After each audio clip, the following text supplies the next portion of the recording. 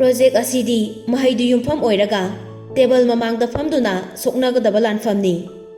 Mahakna paisa sijinaduna mi nekpa haurakpani. Challenge se mana hana haurakpani. Aina laman khumlakpadadi saru sayang thudektuna mapunsida kawba ngamloidaba chaina phangangani haina wasai.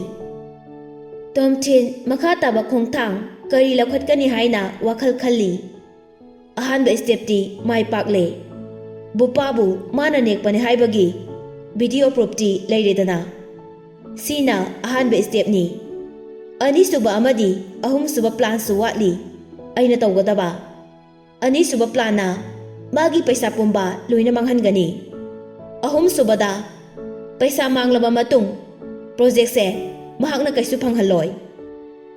Tomthin masagi room da changduna kophamda call tawi. Laibak phabadi kophamna call adu receive tawrai. Adubu kophamgi khonjel dudi hanaga manadaba amada khumai. Tomthin noklaga Mr. Kopham nangdi khanglamba su yai.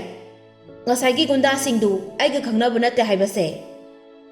Kophamna Tomthin nangna adugumba chakhataba thabak torokani haibase aidi thajarude. Kasem nasu noigi company do yam saukhre. Project su piraroi haikrabane. Noina tawriba competition se asambane na khangano. Mi khudimak loina uhorabane. Ngasai gunda singduga nanga wari sanakhibado. Aikhoi company asida tawriba employee sing nasu gunda singdo noigi company na tharakpa ngaktani haina paw loina sandokre. Aina nangi nating pangba ngamlaroi. Tasengna hairabada Francis da pikiba tabani project se. Tomthin na Kopham nangna asumna hairakani haibase ai hana khanglabane. Adubu aina call tawrakli sidi ngasai gi thogdoktugi maramda sanagi tawrakpa nate wahang amata hangena tawrakpani. Tomthin nangna hangningnibodo adum hayu aina khangba oiragadi sengna khungge.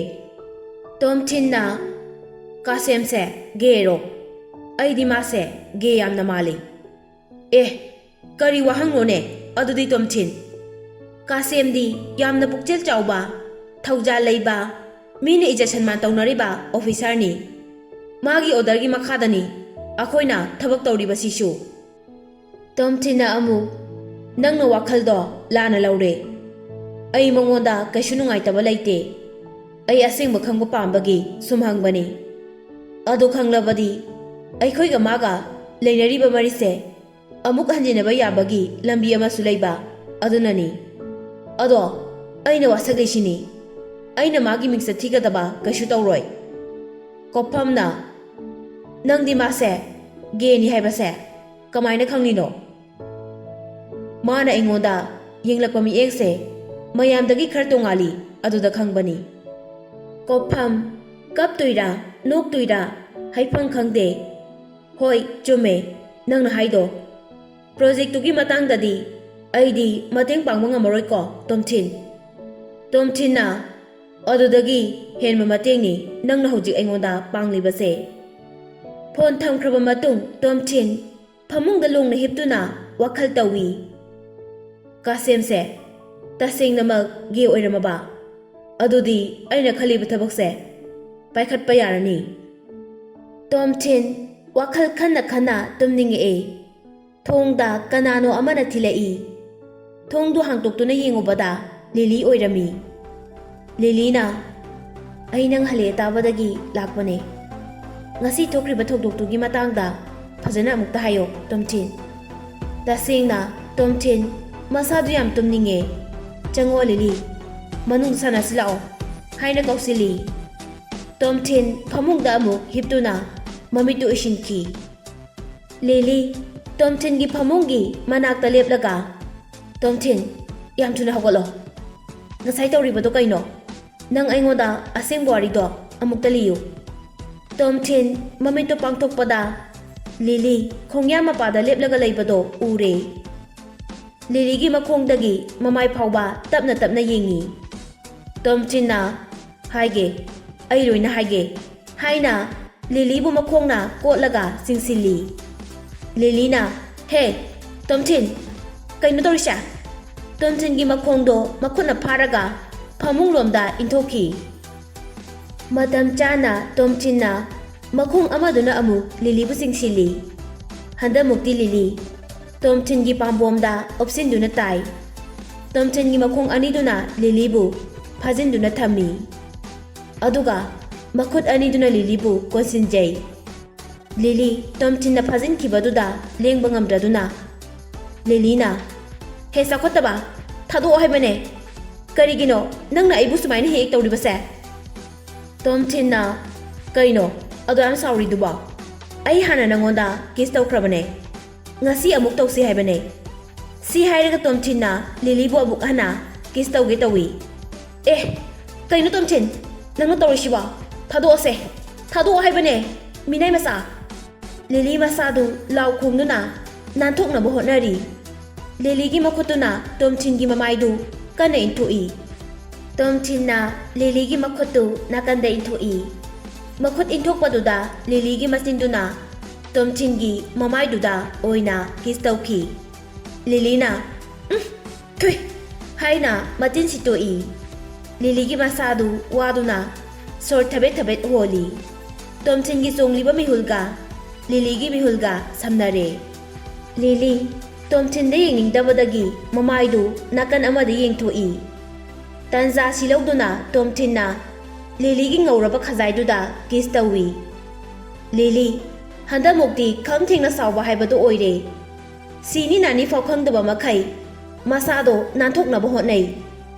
Tomchin gi mamaidasu yana chikpa khojinna khotpa tawrakpaduda Tomchin na, "Hoi thado age ba. Aina hairise hana takho. Lengano haibane. Aina hairise amukta takho ba." Lily masado lengkhidre tumina laikhre. Mamaidudi Tomchin da yengba ngamde. "Aina thadoklaba matung nang aingonda kaishimda torokpa yaroi. Police ta haidokpasu yaroi.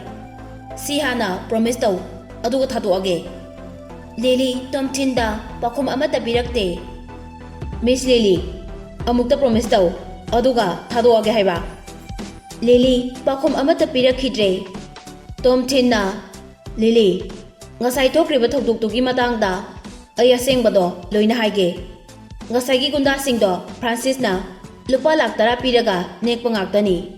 Moina aiga khangnaba sasinaraga BBT gi group pu kihanbado atai gi nate. Project se nangna phangdanabani. Ngasai gi gunda singdugi manakta ai chatlurabane. Asengba khudingmak loina khanglaga laabane. Video oinasu record tawrai. Ai kona yinghange nangoda. Adugane aina nangoda haidibo amasu lei. Ngarang numidangsu Mary na aibu kokthokuna wari sanai. Francis su yaurai. Aibu makhoi gi company da oina lau. Tolopsu mayam pigani hai. Aina di yakhide. Marei phawa yenaduna khothoknage tawi. Lily masadu Tomchin na kole haiba phau kauduna Tomchin gi ngangliba waduda munna tari. Tomchin na amuk makha tarai. Business tadi lamba padawriba khudingmak yengnaba ngaktani. Makhoina kok sijinaduna sanagadaba game sida amotpa ludaba thabak hawraklabanina akhoina su amuk chap chana laman khumba tabani. Aishu yeknabadadi minukshi machet ama phawba leite. Miss Lily, kaisu warunu matam khajitan chontarabasu project se aikhoina soidana phangani. Francis bu aina matau karamna laman khumgani haibase khanba loikrabani. Project asigi lemhoriba company se ani khak ngairabane. Francis oiga aikhoiga aina nangonda game ama yenghangani. Game du hek yengba loibaga Francis di game over haibado oiradabani. Aduna aigi nakta lakpada utin dauna nasindo tumthoklaga lakano. Haina khibo ado ningsingu ikuidana leiminabadi soidrabane. Lily na adugi apambadudi nang kaisu khaluno wakhanna pau thagalunu. Hana project si phangba ngamlabadi yani haikhraga haujingna amuk yaroi hairakpaduda Tomchin sauningduna Lily bu kana amuk konsili. Lily gyan amuk lakduna Tomchin degi masadu nanthoknabu hotnai.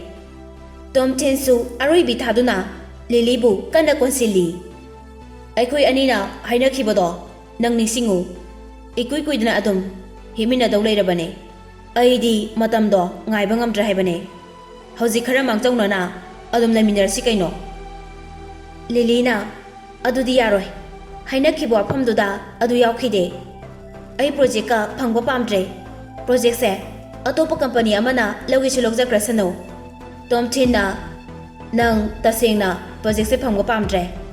ꯄꯥꯝꯗ꯭ꯔꯦ꯫ ꯑꯩ ꯅꯪꯒ ꯂꯩꯃꯤꯟꯅꯅꯤ ꯈꯟꯕꯗ ꯑꯝꯇ ꯄꯥꯝꯗ꯭ꯔꯦ꯫ ꯇꯣꯝꯊꯤꯟꯅ ꯑꯃꯨꯛꯇꯪ ꯈꯟꯊꯕꯤꯌꯨ꯫ $1.5 million ꯍꯥꯏꯕꯁꯦ Indian ꯔꯨꯄꯤꯁꯇ ꯑꯣꯟꯊꯣꯛꯂꯕꯗꯤ ꯂꯨꯄꯥ ꯀ꯭ꯔꯣꯔ ꯑꯃꯗꯤ ꯍꯦꯟꯅꯤ꯫ ꯅꯪꯁꯨ ꯊꯕꯛꯇꯒꯤ ꯄ꯭ꯔꯃꯣꯁꯟ ꯐꯪꯕꯁꯨ ꯌꯥꯏ꯫ ꯑꯣ, ꯄ꯭ꯔꯃꯣꯁꯟꯒꯤꯗꯤ ꯅꯣꯏꯒꯤ ꯐꯥꯗꯔ ꯕꯣꯁ ꯑꯃ ꯂꯩꯔꯤꯀꯣ꯫ ꯁꯤ ꯅꯠꯇꯕ ꯀꯥꯟꯅꯕ ꯀꯌꯥ ꯑꯃꯁꯨ ꯐꯪꯒꯅꯤ꯫ ꯆꯍꯤ ꯂꯣꯏꯔꯛꯄꯒꯤ ꯕꯣꯅꯁꯁꯨ ꯐꯪꯒꯅꯤ꯫ ꯅꯪ ꯅꯇꯣꯟꯗꯒꯤꯁꯨ ꯈꯟꯒꯅꯨ꯫ ꯊꯥꯏꯂꯦꯟꯗ ꯂꯥꯛꯂꯤꯕ ꯄ꯭ꯔꯣꯖꯦꯛ ꯇꯤꯝꯁꯤꯡꯒꯤꯁꯨ ꯈꯔ ꯈꯜꯂꯨ꯫ ꯀꯟꯇ꯭ꯔꯦꯛꯁꯦ ꯂꯧꯕ ꯉꯝꯂꯕꯗꯤ ꯃꯈꯣꯏꯒꯤꯁꯨ ꯊꯥꯒꯤ ꯇꯣꯂꯣꯞ ꯍꯦꯟꯒꯠꯇꯧꯔꯤꯕꯅꯤ꯫ ꯃꯈꯣꯏꯁꯨ ꯄ꯭ꯔꯣꯖꯦꯛꯁꯤꯒꯤ ꯈꯟꯕꯗ ꯌꯥꯝꯅ ꯋꯥꯔꯕꯅꯤ꯫ ꯑꯗꯨꯒꯤꯁꯨ ꯃꯊꯛꯇ ꯄ꯭ꯔꯣꯒ꯭ꯔꯥꯃꯔ ꯀꯌꯥ ꯑꯃ ꯑꯍꯤꯡ ꯅꯨꯡꯊꯤꯜ ꯅꯥꯏꯗꯕ ꯃꯈꯩ ꯂꯦꯞꯇꯅ ꯊꯕꯛ ꯁꯨꯔꯤꯕꯅꯤ꯫ ꯅꯪꯅ ꯄ꯭ꯔꯣꯖꯦꯛꯁꯦ ꯄꯥꯝꯗꯦ ꯍꯥꯏꯗꯨꯅ ꯃꯃꯥꯏ ꯍꯟꯗꯨꯅ ꯆꯦꯟꯈ꯭ꯔꯕꯗꯤ ꯃꯈꯣꯏꯅ ꯅꯪꯕꯨ ꯀꯌꯥꯗ ꯋꯥꯔꯧꯒꯅꯤ꯫ ꯑꯗꯨꯅ ꯑꯩꯅ ꯅꯪꯉꯣꯟꯗ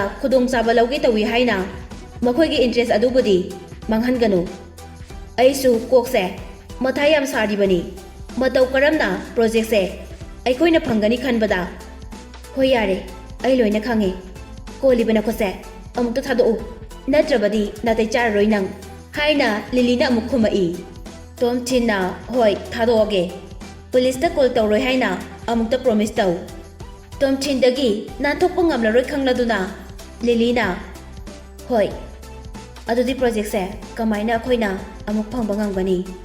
ꯑꯩ ꯅꯉꯣꯟꯗ ꯀꯔꯤ ꯃꯇꯦꯡ ꯄꯥꯡꯉꯨ ꯍꯥꯏꯕꯅꯣ?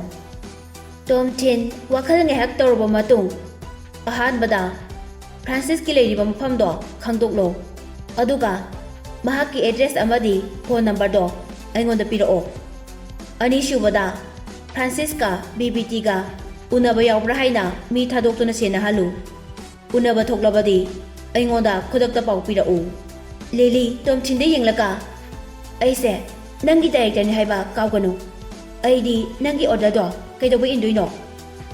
ꯇꯣꯝꯊꯤꯟꯗꯤ ꯂꯤꯂꯤꯁꯦ ꯃꯍꯥꯛꯀꯤ ꯗꯥꯏꯔꯦꯛꯇꯔꯅꯤ ꯍꯥꯏꯕꯁꯦ ꯍꯦꯛꯇ ꯀꯥꯎꯏ꯫ ꯍꯣꯏ, ꯅꯪꯅ ꯇꯜꯂꯗꯤ ꯇꯣꯛꯑꯣ꯫ ꯑꯗꯨꯕꯨ ꯀꯔꯤꯒꯨꯝꯕ ꯄ꯭ꯔꯣꯖꯦꯛꯁꯦ ꯐꯪꯍꯧꯕ ꯉꯝꯍꯧꯗ꯭ꯔꯕꯗꯤ ꯑꯩꯉꯣꯟꯗ ꯏꯔꯥꯟ ꯁꯤꯔꯛꯄꯗꯤ ꯌꯥꯔꯣꯏꯀꯣ꯫ ꯂꯤꯂꯤ ꯆꯥꯎꯅ ꯇꯣꯝꯊꯤꯟ, ꯀꯣꯜꯂꯤꯁꯦ ꯅꯪ ꯊꯥꯗꯣꯛꯑꯔꯣꯏꯗ꯭ꯔꯥ?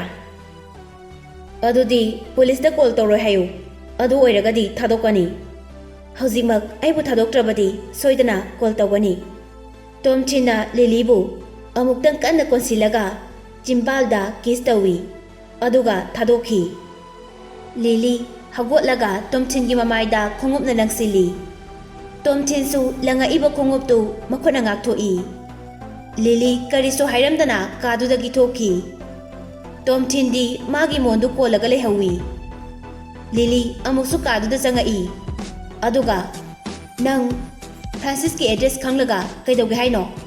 ꯇꯣꯝꯊꯤꯟꯅ ꯀꯣꯟꯅ ꯑꯗꯨꯝ ꯈꯪꯉꯛꯀꯅꯤ꯫ ꯑꯩꯅ ꯁꯥꯟꯅꯗꯧꯔꯤꯕ ꯒꯦꯝꯁꯦ ꯌꯦꯡꯉꯣ ꯑꯗꯨꯝ꯫ ꯑꯣ, ꯌꯦꯡꯒꯦ꯫ ꯅꯪꯒꯤ ꯁ꯭ꯇꯨꯄꯤꯗ ꯒꯦꯝꯗꯣ ꯑꯩ ꯌꯦꯡꯒꯦꯀꯣ꯫ ꯑꯗꯨꯒ ꯄ꯭ꯔꯣꯖꯦꯛꯇꯣ ꯀꯃꯥꯏꯅ ꯃꯥꯡꯍꯟꯒꯦ ꯍꯥꯏꯕꯗꯣ ꯑꯩ ꯌꯦꯡꯒꯦ ꯍꯥꯏꯅ ꯂꯤꯂꯤꯅ ꯑꯃꯨꯛ ꯈꯨꯝꯃꯤ꯫ ꯂꯤꯂꯤ ꯊꯣꯡꯗꯨ ꯃꯈꯣꯟ ꯀꯟꯅ ꯂꯣꯟꯁꯤꯜꯂꯝꯂꯒ ꯀꯥꯗꯨꯗꯒꯤ ꯑꯃꯨꯛ ꯊꯣꯛꯈ꯭ꯔꯦ꯫ ꯇꯣꯝꯊꯤꯟꯅ ꯂꯤꯂꯤ, ꯐ꯭ꯔꯥꯟꯁꯤꯁꯀꯤ ꯐꯣꯟ ꯅꯝꯕꯔꯒ ꯑꯦꯗ꯭ꯔꯦꯁꯀ ꯄꯤꯔꯛꯄꯗꯣ ꯀꯥꯎꯒꯅꯤ ꯍꯥꯏꯅ ꯂꯥꯎꯔꯒ ꯂꯩꯍꯧꯏ꯫ ꯇꯣꯝꯊꯤꯟꯁꯨ ꯈꯔ ꯋꯥꯕ ꯃꯔꯝꯅ ꯃꯣꯟꯒ ꯇꯥꯏꯅꯕꯒ ꯑꯗꯨꯝ ꯇꯨꯝꯊꯈ꯭ꯔꯦ꯫ ꯃꯃꯪꯗ ꯄ꯭ꯔꯣꯖꯦꯛꯇꯨ ꯂꯤꯂꯤꯒꯤ ꯀꯝꯄꯅꯤꯅ ꯐꯪꯂꯦ ꯍꯥꯏꯅ ꯌꯥꯝ ꯍꯔꯥꯎꯔꯝꯃꯤ꯫ ꯍꯔꯥꯎꯕꯒꯤ ꯄꯥꯔꯇꯤ ꯇꯧꯔꯤꯉꯩ ꯂꯤꯂꯤꯕꯨ ꯀꯅꯥꯒꯨꯝꯕ ꯑꯃꯅ ꯄꯨꯔꯒ ꯆꯠꯈꯤꯕꯒꯤ ꯁꯛꯇꯝ ꯑꯃꯁꯨ ꯎꯏ꯫ ꯂꯤꯂꯤꯕꯨ ꯃꯈꯨꯠꯅ ꯄꯥꯏꯗꯨꯅ ꯌꯥꯜꯂꯤ꯫ ꯅꯥꯀꯜ ꯃꯔꯤꯔꯣꯝꯗꯒꯤ ꯑꯀꯟꯕ ꯕꯦꯜꯒꯤ ꯃꯈꯣꯟ ꯈꯤꯡꯉꯛꯄ ꯑꯃꯁꯨ ꯇꯥꯔꯝꯃꯤ꯫ ꯇꯣꯝꯊꯤꯟ ꯃꯁꯥꯗꯨ ꯈꯪꯂꯒ ꯍꯧꯒꯠꯂꯛꯏ꯫ ꯃꯪꯗ ꯇꯥꯈꯤꯕ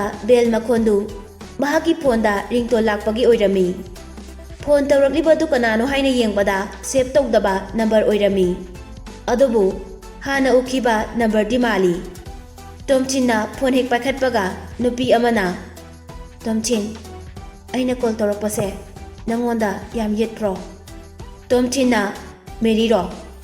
ꯑꯧ ꯃꯥꯅꯤ꯫ ꯀꯩ ꯂꯩꯔꯦ?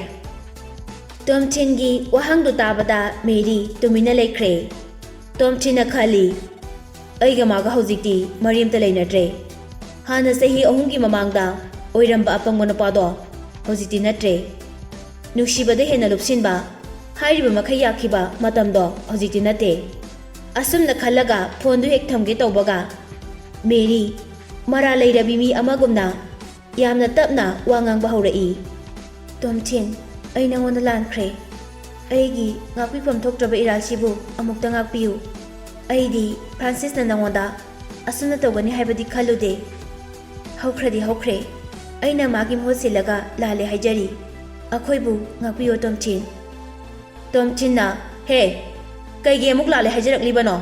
ꯍꯧꯖꯤꯛꯇꯤ ꯃꯇꯝ ꯍꯦꯜꯂꯦ꯫ ꯑꯩꯅ ꯃꯍꯥꯛꯀꯤ ꯃꯔꯥꯜꯗꯣ ꯀꯩꯁꯨ ꯉꯥꯛꯄꯤꯕ ꯉꯝꯃꯔꯣꯏ꯫ ꯃꯍꯥꯛꯅ ꯑꯃꯣꯠꯄ ꯊꯕꯛ ꯇꯧꯕ ꯍꯧꯔꯛꯂꯕꯅꯤꯅ ꯃꯥꯕꯨ ꯑꯩꯅ ꯀꯃꯥꯏꯅ ꯑꯃꯨꯛ ꯂꯃꯟ ꯈꯨꯝꯒꯦ ꯍꯥꯏꯕꯗꯣ ꯌꯦꯡꯉꯣ꯫ ꯃꯦꯔꯤꯅ ꯇꯁꯦꯡꯅ ꯃꯍꯥꯛ ꯌꯥꯝꯅ ꯐꯠꯇꯕ ꯃꯤ ꯅꯠꯇꯦ꯫ ꯉꯍꯥꯟ ꯅꯪꯒ ꯃꯥꯒ ꯃꯔꯩ ꯌꯦꯠꯅꯈꯤꯕꯗꯣ ꯑꯗꯨꯗꯒꯤ ꯁꯥꯎꯗꯨꯅ ꯇꯧꯈꯤꯕꯅꯤ꯫ ꯅꯪꯁꯨ ꯑꯗꯨꯃꯥꯏꯅ ꯍꯦꯛ ꯈꯟꯕꯤꯕꯗꯨꯗꯤ ꯂꯥꯟꯒꯅꯤ꯫ ꯑꯗꯨꯒꯤꯁꯨ ꯃꯊꯛꯇ ꯅꯪꯅ ꯃꯍꯥꯛꯄꯨ ꯃꯥꯏꯊꯤꯕ ꯄꯤꯕꯗꯤ ꯉꯝꯂꯣꯏꯌꯦ ꯇꯣꯝꯊꯤꯟ꯫ ꯇꯣꯝꯊꯤꯟ ꯅꯣꯛꯂꯒ ꯃꯦꯔꯤ, ꯂꯣꯏꯗ꯭ꯔꯤꯉꯩꯗ ꯀꯅꯥꯅ ꯃꯥꯏ ꯄꯥꯛꯀꯅꯤ ꯄꯥꯛꯑꯣꯏ ꯍꯥꯏꯕꯁꯦ ꯍꯦꯛꯇ ꯂꯦꯞꯀꯅꯨ꯫ ꯃꯇꯝꯅ ꯄꯨꯔꯛꯄꯗꯣ ꯑꯗꯨꯝ ꯉꯥꯏꯌꯨ, ꯑꯗꯨꯒ ꯈꯪꯂꯅꯤ꯫ ꯉꯥꯏꯕꯇ ꯀꯜꯂꯨ꯫ ꯀꯔꯤ ꯍꯥꯏꯅꯤꯡꯕ ꯂꯩꯔꯤ ꯑꯍꯦꯟꯕ? ꯃꯦꯔꯤꯅ ꯇꯣꯝꯊꯤꯟ, ꯅꯪ ꯌꯥꯝꯅ ꯍꯣꯡꯂꯝꯂꯦ, ꯍꯥꯟꯅꯒ ꯃꯥꯟꯅꯔꯝꯗ꯭ꯔꯦ꯫ ꯍꯣꯏ ꯆꯨꯝꯃꯦ, ꯅꯪꯅ ꯍꯥꯏꯗꯣ꯫ ꯑꯩ ꯌꯥꯝꯅ ꯍꯣꯡꯂꯦ꯫ ꯆꯍꯤ 3 ꯖꯦꯜꯗ ꯂꯩꯕꯗꯨꯗ ꯏꯁꯥ ꯐꯕꯁꯨ ꯍꯦꯟꯀꯠꯂꯦ, ꯋꯥꯈꯜ ꯃꯨꯟꯅ ꯈꯟꯕꯁꯨ ꯉꯝꯂꯦ꯫ ꯏꯁꯥꯒꯤ ꯄꯨꯟꯁꯤꯒꯤ ꯃꯃꯜꯁꯨ ꯑꯩ ꯈꯪꯂꯦ ꯍꯧꯖꯤꯛꯇꯤ꯫ ꯁꯤꯗ ꯅꯠꯇꯦ, ꯍꯧꯖꯤꯛꯇꯤ ꯑꯩ ꯂꯣꯏꯅ ꯈꯪꯂꯦ꯫ ꯑꯩꯅ ꯄꯨꯝꯅꯃꯛ ꯑꯁꯤ ꯍꯣꯡꯕ ꯍꯣꯡꯗꯕꯒ ꯅꯪꯒ ꯃꯔꯤ ꯑꯃꯠꯇ ꯂꯩꯅꯗꯦ꯫ ꯇꯣꯝꯊꯤꯟꯅ ꯑꯃꯨꯛ ꯃꯈꯥ ꯇꯥꯔꯛꯏ, ꯅꯪꯅ ꯄꯤꯔꯛꯈꯤꯕ ꯂꯨꯄꯥ ꯂꯥꯈ 6ꯗꯨꯁꯨ ꯑꯩ ꯊꯥ ꯑꯃꯒꯤ ꯃꯅꯨꯡꯗ ꯑꯃꯨꯛ ꯄꯤꯔꯛꯀꯅꯤ꯫ ꯃꯦꯔꯤꯅ ꯇꯣꯝꯊꯤꯟ, ꯑꯗꯨꯗꯤ ꯄꯤꯔꯛꯑꯅꯨ꯫ ꯑꯩꯅ ꯅꯪꯒꯤ ꯃꯇꯦꯡ ꯁꯨꯝ ꯄꯥꯡꯅꯤꯡꯕꯒꯤ ꯄꯤꯕꯅꯤ꯫ ꯇꯣꯝꯊꯤꯟꯅ ꯅꯪꯉꯣꯟꯗꯒꯤ ꯃꯇꯦꯡ ꯂꯧꯕ ꯑꯩ ꯄꯥꯝꯗꯦ꯫ ꯑꯩꯈꯣꯏ ꯑꯅꯤ ꯍꯥꯟꯅ ꯂꯃꯟ ꯑꯝꯇ ꯇꯣꯟꯅꯈꯤꯗꯦ꯫ ꯅꯪꯒꯤ ꯄꯩꯁꯥꯗꯣ ꯁꯤꯖꯤꯟꯅꯗ꯭ꯔꯁꯨ ꯑꯩ ꯑꯗꯨꯝ ꯅꯨꯡꯉꯥꯏꯅ ꯍꯤꯡꯂꯤ꯫ ꯆꯥꯅꯤꯡꯉꯥꯏ ꯂꯩꯇꯗꯅ ꯁꯤꯗꯣꯔ ꯐꯥꯎꯕ ꯅꯪꯒꯤ ꯄꯩꯁꯥꯗꯣ ꯁꯤꯀꯤ ꯑꯃ ꯐꯥꯎꯕ ꯁꯤꯖꯤꯟꯅꯔꯣꯏ꯫ ꯑꯗꯨꯒꯤꯁꯨ ꯃꯊꯛꯇ ꯅꯪꯅ ꯄꯤꯔꯛꯂꯤꯕ ꯂꯥꯈ 3ꯗꯣ ꯅꯪꯒꯤ ꯀꯩꯁꯨ ꯑꯣꯏꯔꯝꯂꯣꯏ, ꯐ꯭ꯔꯥꯟꯁꯤꯁꯀꯤ ꯑꯣꯏꯔꯝꯅꯤ꯫ ꯃꯦꯔꯤ ꯇꯨꯃꯤꯟꯅ ꯂꯩꯈ꯭ꯔꯦ꯫ ꯇꯣꯝꯊꯤꯟꯁꯨ ꯐꯣꯟꯗꯨ ꯀꯛꯊꯠꯇꯨꯅ ꯐꯃꯨꯡꯗ ꯊꯝꯃꯤ꯫ ꯍꯤꯞꯂꯝꯕꯗꯩ ꯍꯧꯒꯠꯇꯨꯅ ꯐꯃꯨꯡꯗ ꯐꯝꯂꯤ꯫ ꯃꯁꯥꯗꯨ ꯇꯨꯝ ꯍꯧꯒꯠꯇ ꯉꯥꯏꯔꯤꯕꯒꯤ ꯌꯥꯝꯅ ꯍꯩꯅꯤꯡꯗꯦ꯫ ꯆꯨꯔꯨꯞ ꯆꯝꯗꯨꯅ ꯅꯨꯡꯁꯤꯕꯒꯤꯗꯃꯛ ꯀꯔꯤꯒꯤ ꯋꯥꯔꯨꯅꯤ?